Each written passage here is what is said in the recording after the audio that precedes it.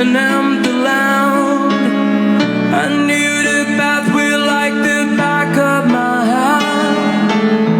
I felt the earth beneath my feet, set by